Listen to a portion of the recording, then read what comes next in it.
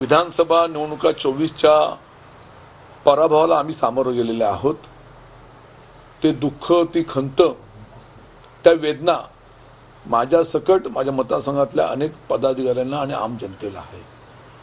आणि पराभवाचं ही खंत असताना भविष्याचं शिवसेना मार्गक्रमण आम्ही या ठिकाणी करतोय। आता तुमच्या सर्वांच्या माध्यमातून मला समजतंय की मी नाराज आहे, मी भाजपच्या वाटेवरती आहोत, शिंदे गटाच्या वाटेवरती आहोत। तसं काही नाही।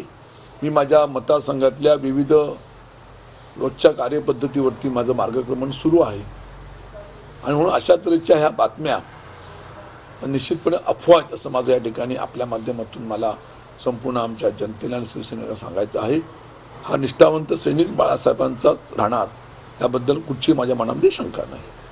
सर, भाजप जरी तुम्ही म्हटलं की अफवा असेल, निवडणूक इतर पक्षाकडून म्हणजे खास करून भाजपकडून तुम्हाला काही ऑफर आहे का, अशा सुद्धा चर्चा रंगलेल्या पाहायला मिळते। तर पिकल्या आंब्यावरती दगड कोणतरी मारतात ना, तशा तऱ्हेचा प्रयत्न भाजपचा असेल, अन्य कोणाचा असेल, तो त्यांचा प्रयत्न असेल। भाजप नेत्यांनी देखील म्हटलंय की राजन साहेबांचं आमचं स्वागत आहे, राजन साहेबांचं। शिवसेनेच्या नेत्यांना देखील म्हणणं आहे की राजन साहेब जर आले तर आमच्याकडून स्वागत आहे। ते भाजप पक्षांच्या नेत्यांचं मत असेल। काल शिंदे गटाचे आबिटकर देखील तसंच म्हणालेत की जर राजन साळवी येणार असतील तर आम्ही त्यांचं नक्कीच स्वागत करू। म्हणजे कोणी आले तर जे कोणी येतील त्यांचं आम्ही सगळ्यांचं स्वागत करू।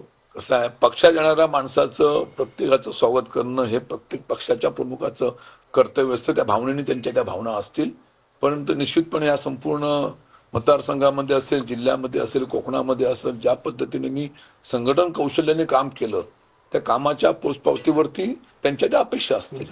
शिवसेनेचे खासदार नरेश म्हस्के असे म्हणाले की शिवसेना उभाटा गटाचे सर्व आमदार जे निवडून आलेले आमदार आहेत किंवा जे नाराजी माझे आधी उभाटा नाही आहे, उद्धव बाळासाहेब ठाकरे असं आमचं पक्षाचं सुंदर असं नाव निवडणूक आयोगाने आम्हाला दिलेलं आहे। तर उद्धव बाळासाहेब ठाकरे शिवसेनेचे म्हणजे आमदार आणि माजी आमदार हे सुद्धा आता शिवसेनेत येण्यात इच्छुक आहेत असं नरेश मी आपल्याला सांगितलं, प्रत्येकाचं ते वैयक्तिक मत असेल, पण माझं मत, माझ्या भावना ह्या तुम्हाला सांगितलेल्या आहेत। माझ्या मतदारसंघातल्या आमच्या अनेक पदाधिकाऱ्यांच्या जनतेच्या भावना महत्त्वाच्या आहेत।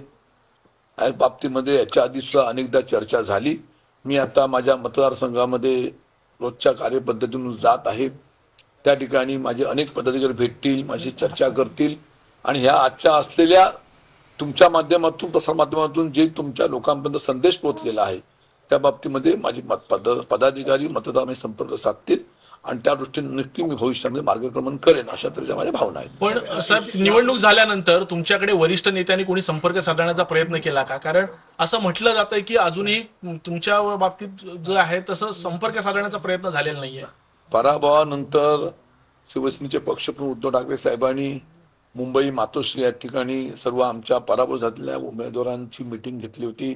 त्या बैठकीमध्ये एक कशा तऱ्हेने पराभव झाला, त्याची कारणं काय, त्याचं आत्मचिंतन त्या ठिकाणी करण्यात आलं आणि त्या दृष्टीने योग्य त्या सूचना त्या ठिकाणी आम्हाला देण्यात आलेल्या आहेत।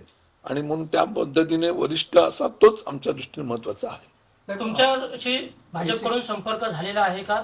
म्हणजे तुम्ही मगाशीच बोललात पिकलेल्या आंब्यावर कोणीतरी दगड मारतात, दगड मारण्याचा प्रयत्न करतो तो आंबा खाताना खाली मिळतो ना, तो त्यांचा प्रयत्न असू शकेल, पण माझ्याशी कोणताही संपर्क आतापर्यंत झालेला नाही। यापूर्वी एसीबीचा ससेमिळ तुमच्या मागे लागलेला होता, आता विधानसभा निवडणुका झालेल्या आहेत, पुन्हा एकदा एसीबीच्या माध्यमातून चौकशी होऊ शकते अशा स्वरूपाची सुद्धा बातम्या समोर येतात। नेमकं या संदर्भातले अपडेट किंवा पुढचं काय आहे? अँटी करप्शन ब्युरोची चौकशी माझी, माझ्या कुटुंबाची सुरू होती। आम्ही त्या बाबतीमध्ये उच्च न्यायालयामध्ये धाव घेतलेली आहे। उच्च न्यायालयामधला जो निर्णय ह्या आता सुटीनंतर अपेक्षित आहे आणि त्यानंतरच्या काळामध्ये त्यांचा काय प्रयत्न असेल मला माहिती नाही आहे, परंतु आमच्यावरती टांगती तलवार आहे हे मला निश्चित माहिती झालेलं आहे। आगामी काळात म्हणजे तुमच्याशी वरिष्ठांकडून चर्चा, म्हणजे निवडणुकीनंतर विशेषतः तुमचा पराभव झाल्यानंतर अनेकांनी स्थानिक पदाधिकाऱ्यांनी शिवसेनेच्या राजीनामे दिलेले होते, जिल्हा प्रमुखांच्या राजीनाम्याची देखील मागणी केलेली होती।